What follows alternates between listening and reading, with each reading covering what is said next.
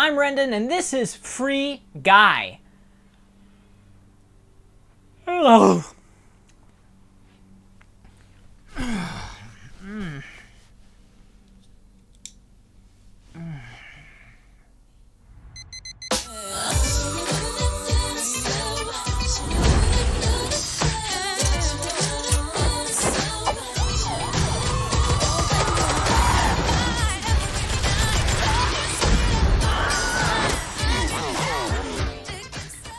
So, Free Guy is a movie starring Ryan Reynolds, who plays a guy named Guy, who's an NPC, or a non-playable character in a video game, who wakes up to his reality, falls in love, and tries to save the world.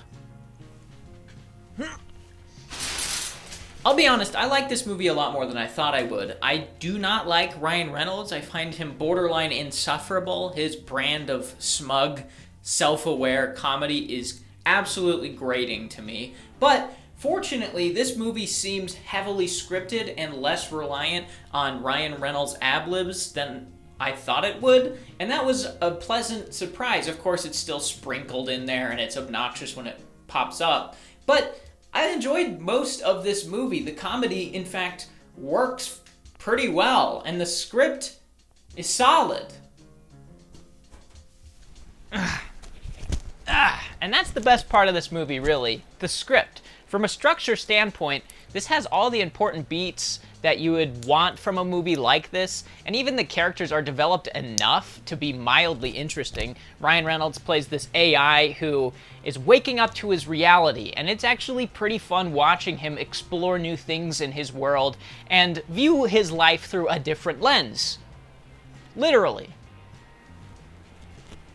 Then there's the story, which is just interesting enough to keep me engaged through its entire runtime. It follows Guy and his love interest Millie as they try to track down the origin of a video clip that is rumored to exist about her version of the game that is inside of the Free City game that she didn't get credit for. She built a game that was bought by the developer of Free City, Taika Waititi, and he stole their code, or that's at least what she says. So they're trying to prove that he stole their code so that she can sue him or get her game back. And that's basically the story, and it flows between an A story and a B story in the real world and in the video game world, and even with a couple of awkward, janky, jarring cuts between the two that you could kind of arrange in any order. It flows mostly well and keeps a balance that made me engaged through most of the runtime.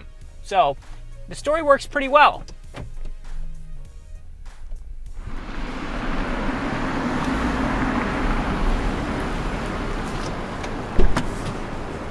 But that brings us to the comedy, which actually works better than I thought it would. This is a movie with Ryan Reynolds, who I find very annoying, and his style of comedy isn't really apparent throughout the whole movie. The biggest thing that this movie does is fish out of water humor. The dynamic between Guy and Millie is actually kind of fun. She's teaching him about the world and teaching him how to level up and be a superhero, more or less. And it's really fun to watch him discover his abilities as the good guy. It was an enjoyable comedic movie with bits that I genuinely laughed at. So I think it gets the most out of its PG-13 constraint that it possibly can. But now I gotta go to work, so I'll be back soon.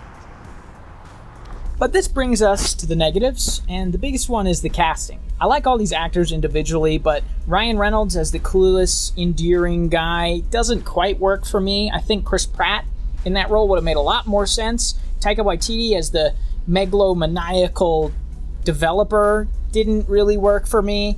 But going back to Ryan Reynolds, the Chris Pratt comparison is interesting to me because Lego Movie exists, and it is strikingly similar to this in a way that this feels very derivative.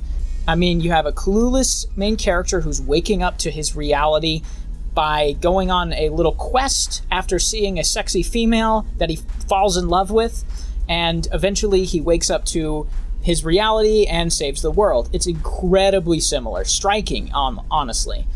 But the casting and that derivative nature are the two biggest issues for me. Well, our movie Free Guy revolves around Guy, an employee at a bank whose world isn't quite as it seems. I play Buddy, Guy's best friend, and not the best security guard. I am a coder, and I'm trying to stop Guy from ruining the video game. And I guess that means I play Guy.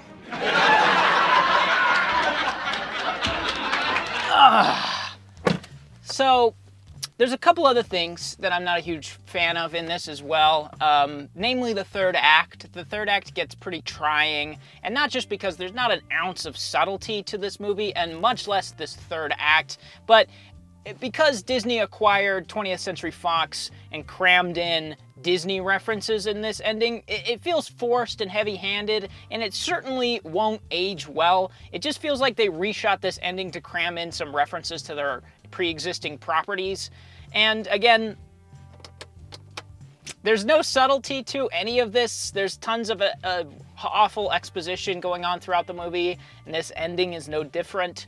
And so it just struggles to stick the landing, I'll say. But time to go home. Is that a Glock in your pocket? No, What? it's 2 Glocks. Oh!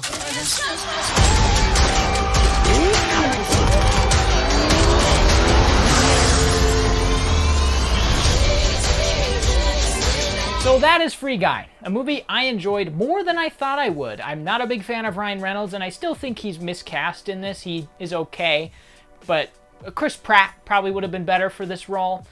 Plus, the third act is not the best. The constant references to other Disney products is obnoxious. And it feels a little derivative of other movies, like the Lego Movie springs to mind, Wreck-It Ralph, a bunch of others in this vein. It feels derivative, but it's a crowd pleaser. It's fun, it knows what it is, and it plays on its formula pretty well. And it's enjoyable. I think most people that are gonna go see this are gonna get what they want out of it, and for that, I commend it. So I'll give it a 6. Solid 6 out of 10. Again, it's better than I thought it would be, and the first 20 minutes made me scared, but I enjoyed it overall. So that's it. Night, night.